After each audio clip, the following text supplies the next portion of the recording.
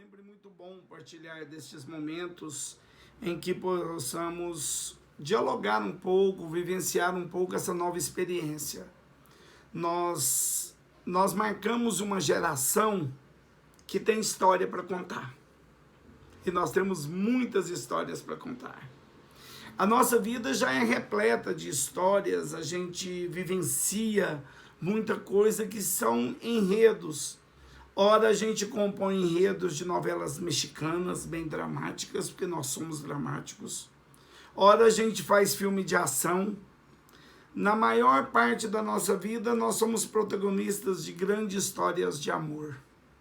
E essas histórias de amor embalam qualquer bebê, qualquer adolescente, qualquer jovem, qualquer adulto. Porque quando a gente vive de fato um amor verdadeiro, a gente serve de inspiração para esses registros. E essa nossa geração está sendo marcada por um momento de muita dificuldade, um momento novo, um momento de ressignificar a nossa postura. E quando a gente começa a ressignificar a nossa postura, a gente pensa, e o outro em relação a essa minha postura? E o outro em relação a isso que eu estou vivendo? E para a gente começar, eu pesquisando o que eu traria para vocês, para mostrar que esse outro é o melhor presente que a gente tem na nossa vida. E ao passo que nós também somos o melhor presente para este outro que a gente acha que é o nosso presente, eu trouxe um texto escrito em 1956. Daqui a pouco eu falo o autor para vocês. Vamos ver se alguém consegue identificar. Esse texto, ele é um excerto, é um pequeno fragmento de uma obra extremamente rica para a literatura brasileira, extremamente rica para o conhecimento e a nossa formação, não enquanto professores, mas enquanto seres humanos que somos. E um detalhe, um texto escrito no meio da década de 50, exatamente há 44 anos atrás. O correr da vida embrulha tudo. A vida é assim, ela esquenta, mas ela esfria. Ela aperta, depois ela afrouxa. Ela sossega, mas depois ela desinquieta. O que a vida quer da gente é coragem.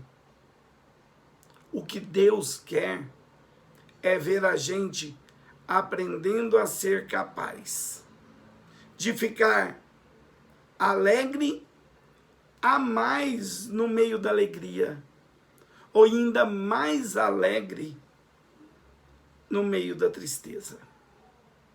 A vida, ela inventa. E a gente principia as coisas no não saber porquê. E desde aí, perde o poder de uma continuação que seria muito óbvia. Porque a nossa vida, é um mutirão de todos. E a nossa vida é por todos remexida e temperada. E o mais importante e bonito do mundo é isso. Que as pessoas não estão sempre iguais. As pessoas ainda não foram terminadas, mas que elas vão sempre mudando. Elas afinam ou desafinam. É a verdade maior. E viver, em 1956, viver é muito perigoso. E não é não. Eu nem sei explicar essas coisas. Um sentir é o do sentente, mas o outro é do sentidor. Guimarães Rosa, Grande Sertão Veredas. Um texto de mais de 4 décadas de história. e um texto que nos remete aos dias de hoje. De que maneira que a gente sente, de que maneira que a gente vive, de que maneira que nós estamos levando este novo e percebendo que somos indispensáveis para os outros. E isso faz a gente pensar, primeiro, em algo que é, para nós, talvez uma palavra do dia a dia. Otimismo. Alguém já parou para pensar e pesquisar o que significa, na raiz da palavra, o que significa o termo otimista? Nós falamos aos 4 cantos do mundo que nós temos a oportunidade hoje de chegar, seja na Ásia, seja na América, seja na África, na Europa. A gente tem oportunidade hoje de falar, não, eu estou otimista, eu sou otimista, que tudo isso vai passar. Que tudo isso há de nos melhorar. Porque nós somos otimistas.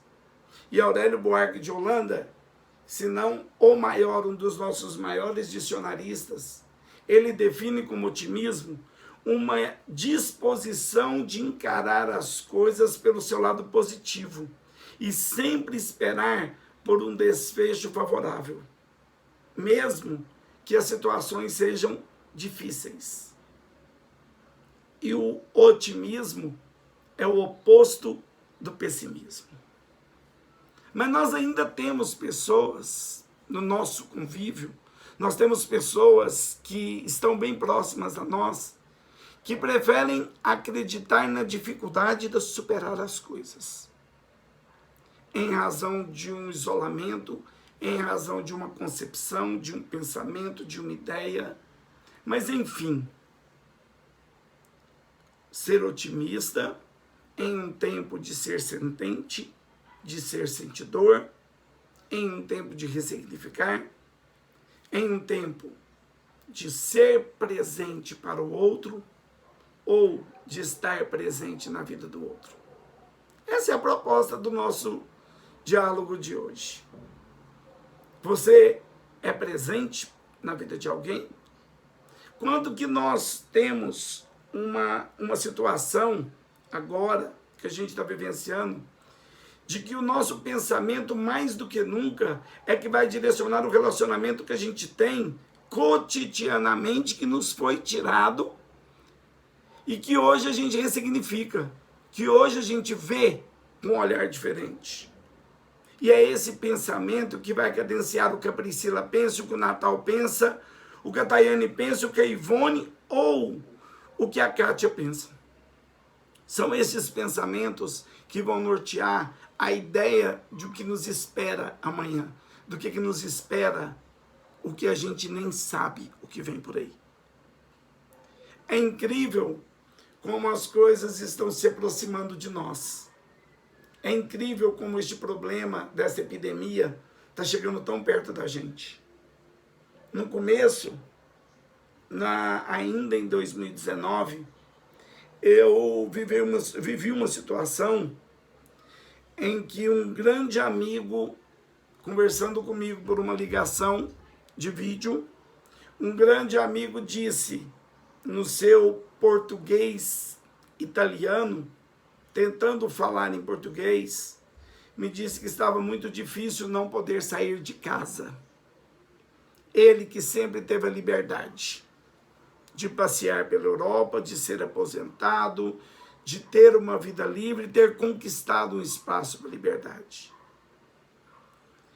E eu, de uma maneira tão precoce, falei, meu Deus, ainda bem que nós estamos do outro lado do oceano. Ainda bem que nós estamos aqui no Brasil, um país que não tem isso. Exatamente 10 meses depois, quase, eu já tenho próximo a mim perdas irreparáveis, perdas que eu lamento, de pessoas que não mereciam passar por essa derrubada de família, por esse transtorno, por essa ruptura de pensamento, de sonho. E eu tenho certeza que se a gente abrisse o microfone para cada um de vocês falar, alguém teria uma história de alguém que nos deixou em razão dessa epidemia.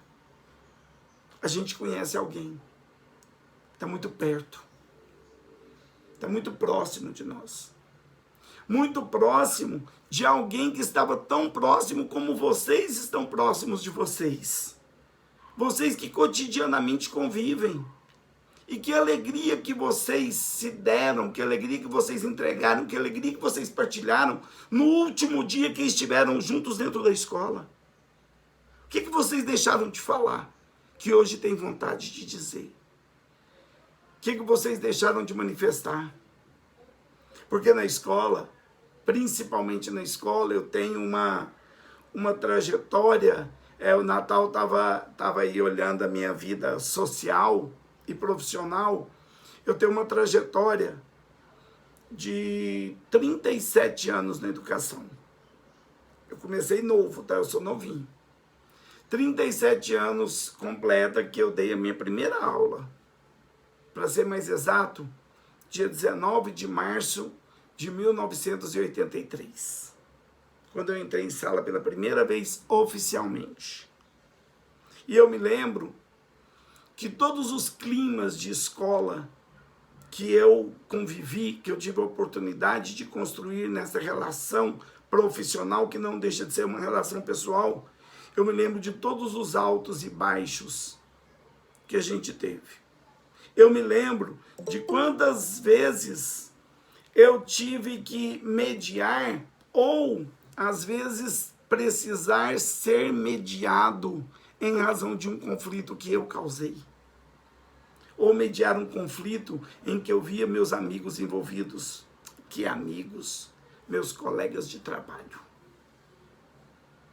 Mas as coisas fazem a gente mudar e perceber que os nossos simples colegas de trabalho, eles têm um valor na nossa vida fundamental. Mas sabe qual que é o maior erro que a gente tem? É que a gente não fala isso.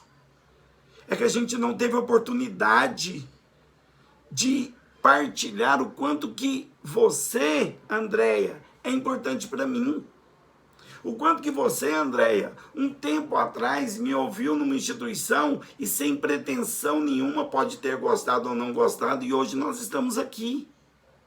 Porque as oportunidades, elas deixam de ser abraçadas ou elas passam pela nossa vida sem a gente agarrá-las como talvez a última oportunidade.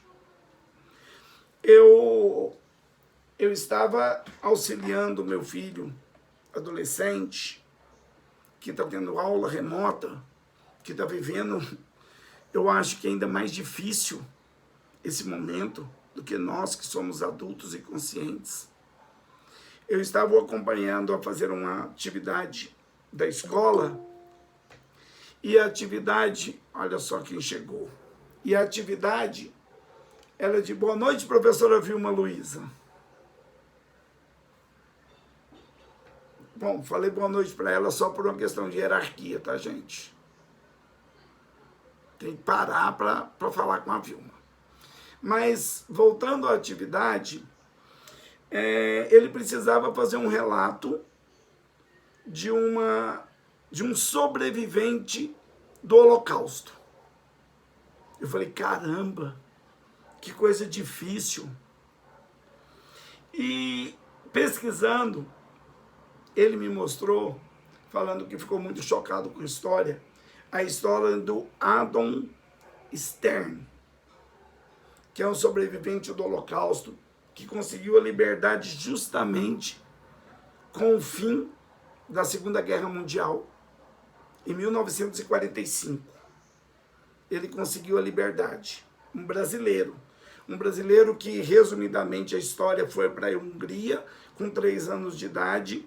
A família, para pegar uma oportunidade de trabalho, ela teve que se mudar de país, ela foi, e o pai e a mãe abraçando oportunidades até serem vítimas do nazismo.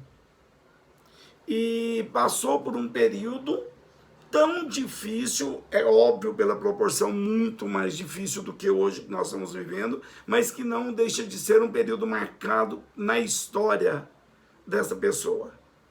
E ele recebeu uma mensagem, uma vez, de um soldado do Hitler, que estava guardando para trabalhos escravos, para ser mão de obra, por isso ele não foi levado para o extermínio, para a fila do extermínio. E quando o soldado lhe disse assim: tá vendo aquela fumaça que sai daquela chaminé? É o seu pai e a sua mãe que estão saindo. E a gente para e pensa como sofreram. E hoje ele ainda está vivo, 75 anos depois. Ele ainda pode contar essa história. É uma entrevista da BBC que ele conta essa história. E ele diz algumas coisas que hoje eu trago para a gente falar o quanto que nós somos presentes na vida do outro. O quanto que nós podemos significar importância na vida do outro e considerar que o outro é importante na minha vida. Ele disse que se você tem o dom de saber, deixa eu permitir aqui, a Jandira, se você tem o dom de saber gratidão, você já tem para si um dos maiores presentes que o ser humano é capaz de receber. Quando você tem gratidão pelo outro.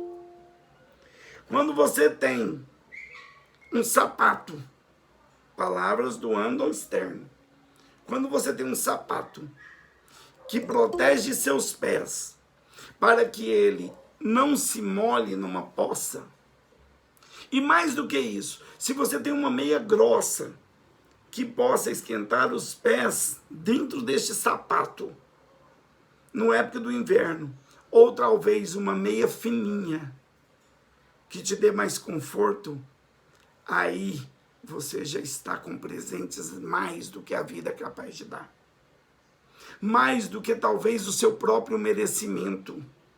Mais do que talvez essa oportunidade de ser feliz com aquilo que se tem.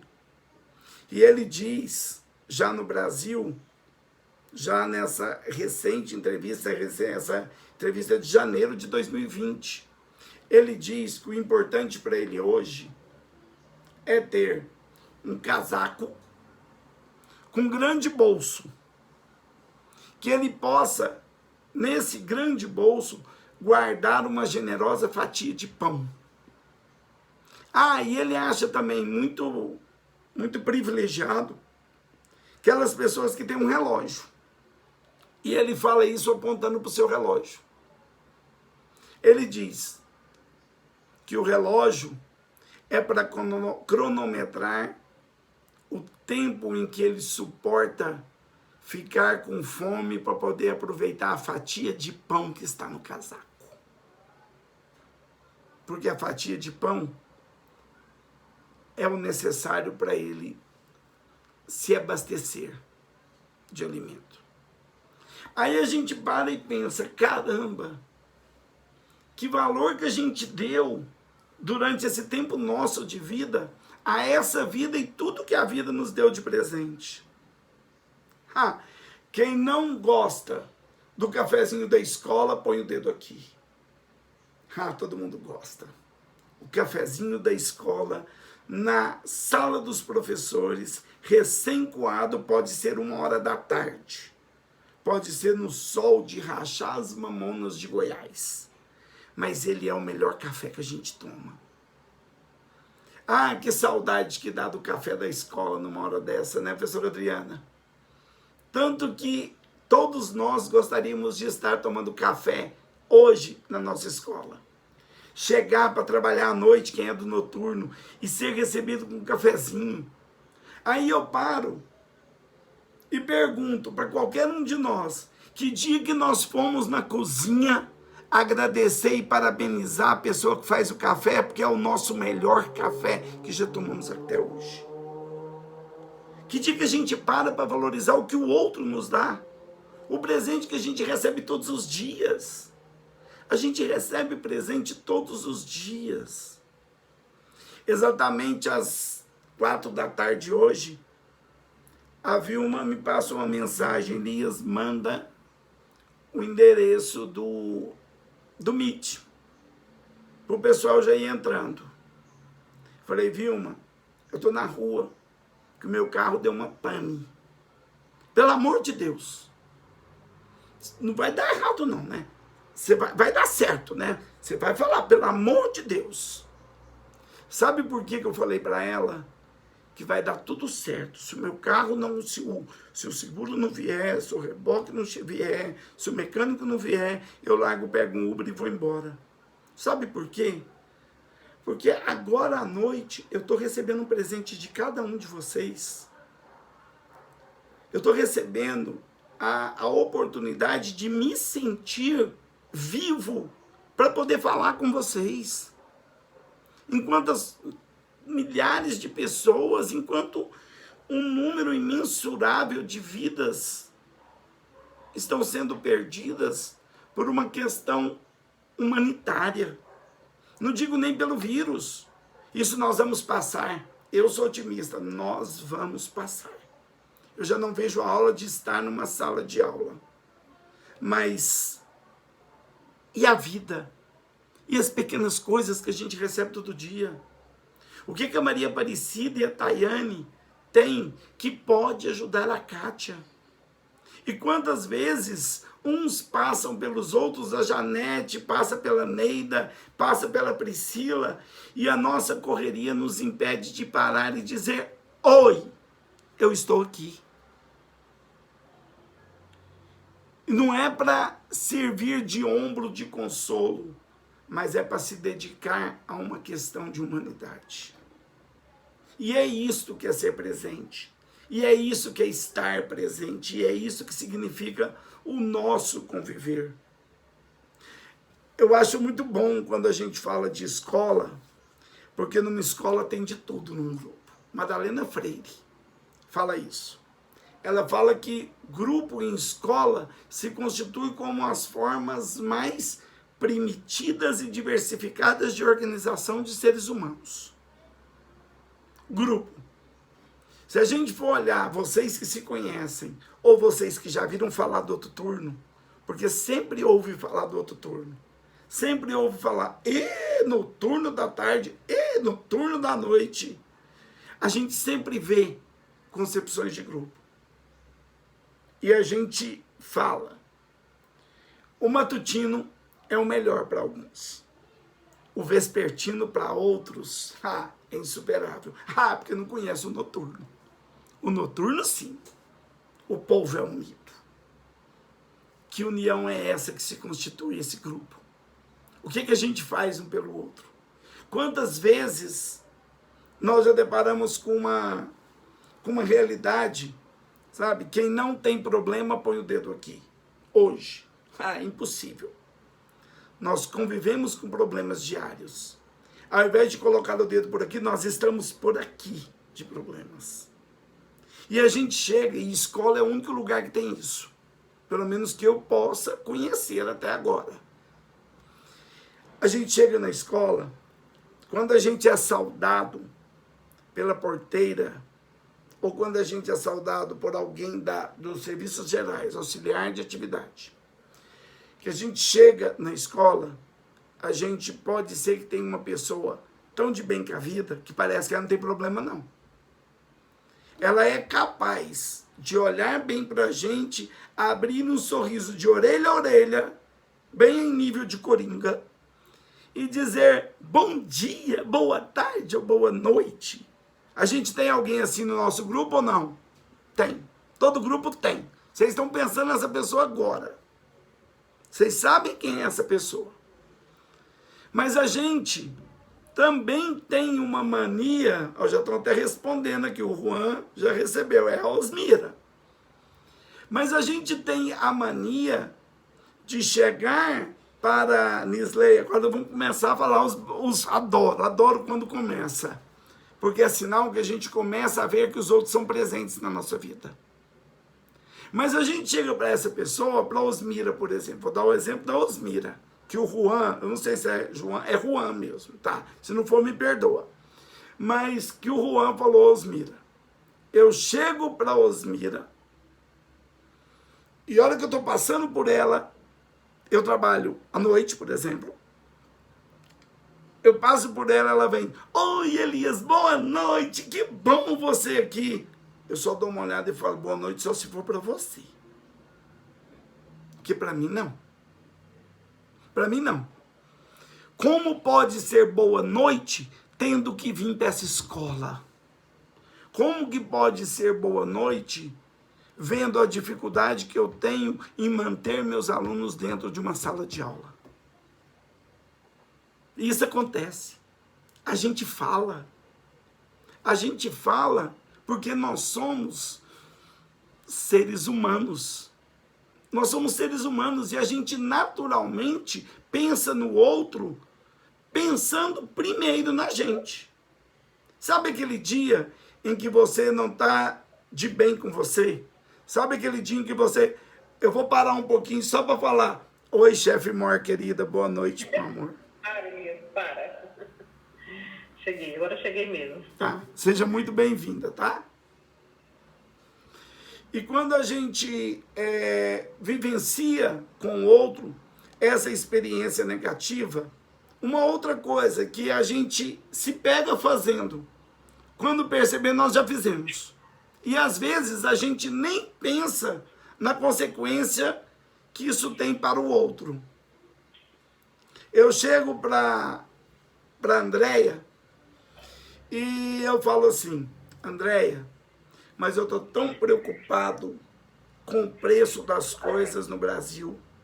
Mas eu estou muito preocupado. O dinheiro não está dando para nada. E eu acho que as dificuldades ainda estão por vir. A economia deste país descontrolada e não tem pessoas. Aí a Andréia olha bem para minha cara, olha para o tempo e fala assim, não, eu estou achando que é mais um dia sem chuva.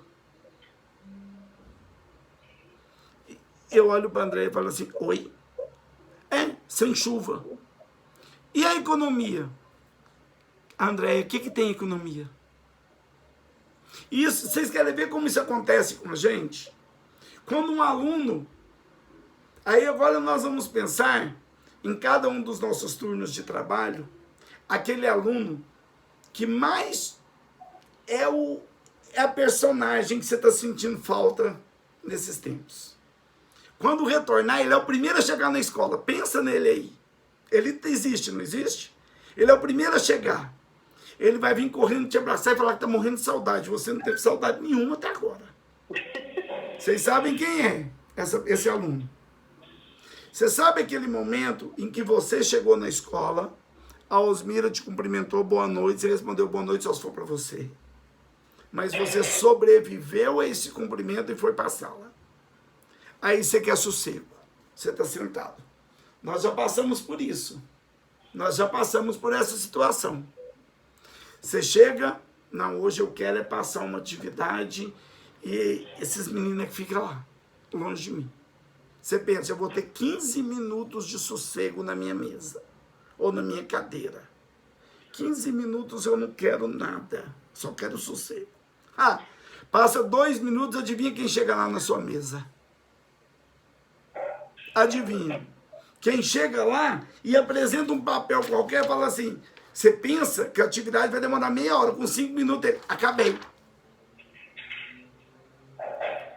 Professor, eu posso te contar uma coisa? Professor, posso te contar uma coisa? Agora não, senta. Pelo amor de Deus, sai daqui. Ou o que fala mais. Não estou falando nada nesse assunto agora. Agora sai de perto de mim. A gente faz ou não faz isso? Mas sabe quem é este aluno? É aquele que considera você o presente da vida dele. E não precisa de epidemia, não precisa de vírus, não precisa de crise mundial para te mostrar que você é presente na vida dele. Você tem que se mostrar presente, não é como professor, é como ser humano. Nenhum de vocês, com exceção da Andréia e da Vilma, já me viram alguma vez falando algo sobre a minha profissão. Eu sou professor de crianças. Eu quero partilhar minha experiência com professores que trabalham com crianças. Mas antes eu quero, e quem me conhece sabe, antes eu quero valorizar a vida e valorizar que eu posso ser presente na vida de alguém. Eu quero ser presente na vida de alguém. E eu não quero ser presente só na vida da minha família.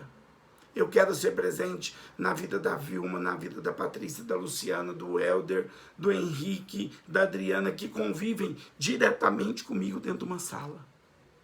Eu quero ser presente para a Andréia enquanto funcionária da Prefeitura de Goiânia, para a gente poder partilhar. Não é só conhecimentos, Andréia, que conhecimentos a gente adquire numa tela de computador. Conhecimentos hoje a gente adquire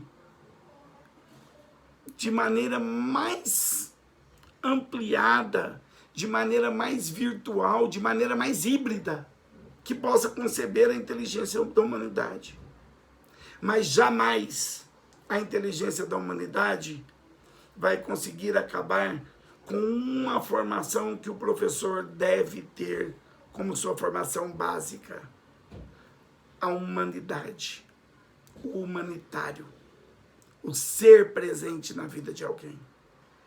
Quem de vocês, quer ver só, basta fazer um sinal que sim, que joia, banar a cabeça, porque nós não temos tempo agora, daqui a pouco vocês vão falar, mas quem de vocês se lembra de uma professora de vocês da infância? Faz um sinal para mim quem está com a câmera aberta.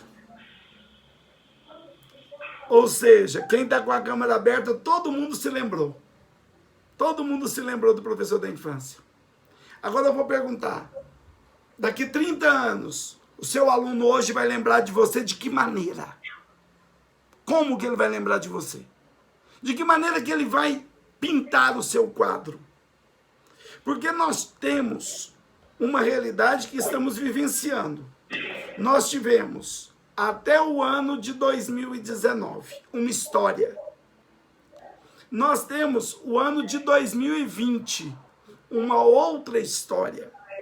E nós temos, a partir de 2021, ou de quando sair a vacina, uma nova história. Mas o meu passado, ele já foi escrito. O meu presente, eu estou escrevendo agora. O meu futuro, eu não sei. Eu não sei. Nenhum de nós sabe. E que história que a gente tem plantado dentro da instituição que a gente trabalha? O que a gente tem falado? O que a gente tem feito? Agora vamos esquecer um pouco os alunos. Que história você constituiu? Que história você construiu? Qual parte da sua vida? E que livro seria publicado na sua vida em relação às pessoas com as quais você convive? Como é que seria essa história? Censurada? Ou seria uma história livre que possa ser ensinamento para o outro? Isso é o que a gente tem que idealizar. E isso é algo que esse nosso momento ele está nos ensinando a ressignificar valores na presença e ser presente para o outro. Tantas coisas já mudou na nossa vida, tantas coisas a gente vai tirar de aprendizagem. Eu estava conversando há pouco tempo com uma pessoa e essa pessoa falou para mim, falou assim: Elias, uma coisa boa nós vamos tirar da epidemia. As doenças mais comumente recorrentes ao ser humano, elas vão diminuir. Porque agora as crianças não vão, num simples tosse, correr para o hospital. A gente vai aprender a lidar melhor com a saúde. Eu acho que a higienização com o álcool gel, que hoje está fazendo uma lobotomia na gente, que tudo tem que ser higienizado, tudo que tem, e tem realmente que ser assim, isso não vai sair da gente mais. E a parte da saudade, e a parte da falta com o outro. Vai ser muito bom o dia que a gente se reencontrar. Para e pensa agora. Qual que é a primeira coisa que você vai falar para a primeira pessoa que você encontrar na escola quando voltarmos ao trabalho presencial? Você está preparado para ver essa pessoa? Você está preparado para falar que saudade, que falta que você me fez? Você fez falta na minha vida. Sabe por quê? Porque você é importante para mim. E a gente aprende isso. E as coisas ruins que passaram pela cabeça do Andrew Stern, que é o sobrevivente do Holocausto, ficaram. Ele diz que a memória dele é feita por muita tristeza, mas que ele narra as alegrias. E a gente precisa aprender no meio da tristeza e no meio da alegria. E a gente precisa saber discernir isso na relação com o outro. Porque talvez, quando a Osmira fala boa noite para mim, eu posso falar para ela, Osmira, a minha noite pode ficar melhor. Sabe por quê? Porque eu sei que eu posso contar com você. Isto é ser presente.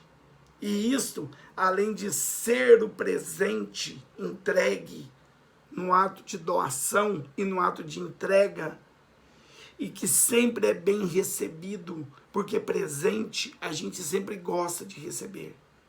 Mas às vezes a gente tem que parar e pensar que nós somos o presente que alguém quer ganhar. E o estar presente no momento de ser esta pessoa importante para outra, é o estar presente para aquilo que o outro precisa, para aquilo que o outro necessita. Pensa um pouquinho, se você recebesse a notícia que amanhã você estaria imune ao vírus, que você está liberta de toda epidemia, que você pode fazer uma coisa. Uma. A prioridade desse pedido é seu ou é do outro? É claro que a gente pensa na gente. E é claro que a gente pensa na nossa família. E é claro que a gente pensa de como vamos organizar. Ah, eu posso fazer uma coisa, quero ir para o Caribe. Tá, mas é só você. É uma pessoa. É uma. A humanidade será a humanidade o dia que as pessoas pararem e pensarem, eu quero ser presente na vida de alguém. E este momento é tão importante de ser presente, que até o próprio nome nos leva a refletir um pouco sobre isso. Ontem é passado, ele não volta.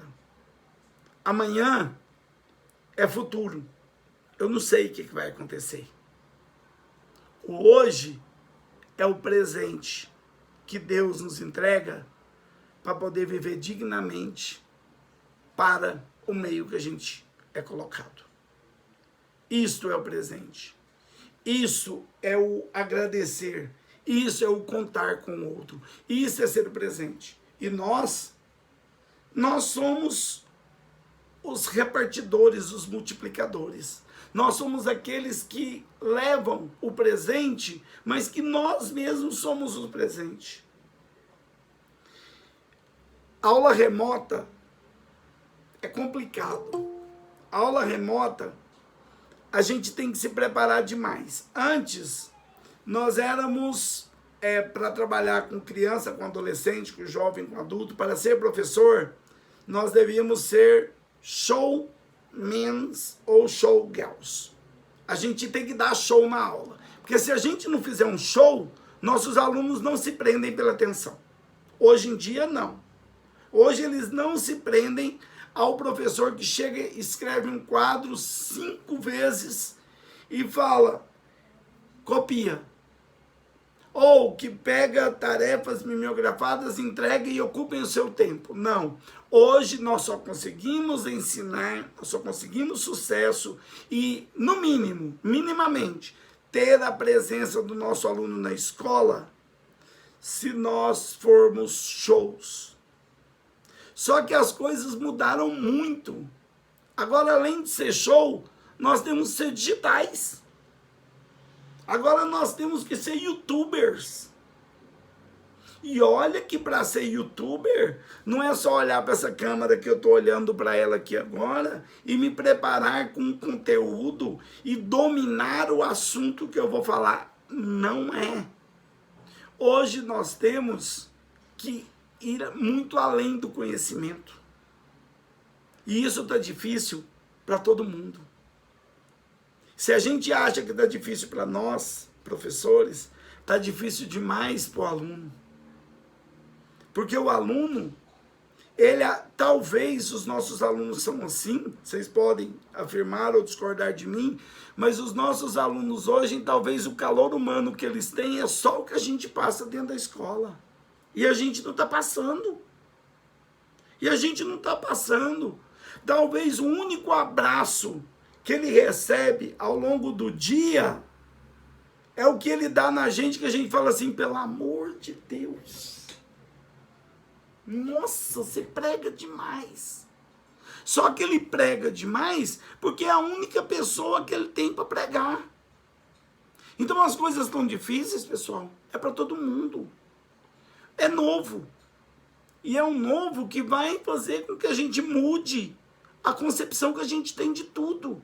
A concepção que a gente tem de metodologia, de didática, de conteúdo, de currículo. É um novo que talvez vai nos aproximar mais, ou que pode desgringolar tudo e fazer a gente ficar perdido. Se as coisas voltassem, nós que temos filhos, se saísse um decreto que as escolas voltam no próximo mês, eu não deixaria meu filho participar. Eu não deixaria. Mas só que nós vamos ter que pegar filhos dos outros. A realidade é totalmente diferente, é estranha.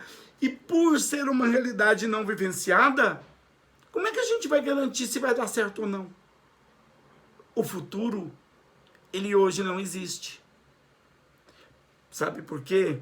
Porque esse mal está chegando muito perto da gente. Então a gente tem que aproveitar. Tem uma frase que eu fiz uma adequação, eu ousei a fazer uma adaptação numa frase. É aquela frase assim, ó, máscaras cairão sobre as suas cabeças. Quando a gente viaja de avião, primeiro coloque você para depois auxiliar o outro. Agora, máscaras caíram sobre a nossa cabeça, porque houve uma despressurização, não de uma cabine de um avião, mas de um planeta. E quando a gente percebe, a gente não vê mais o sorriso das pessoas, porque elas estão tampadas. A gente não precisa sorrir. E por isso, nós estamos tão sofridos.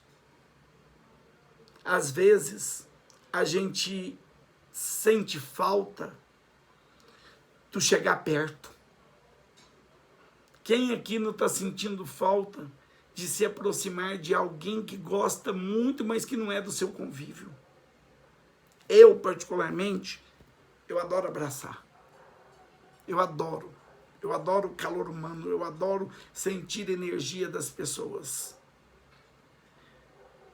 Não pode. Eu não posso.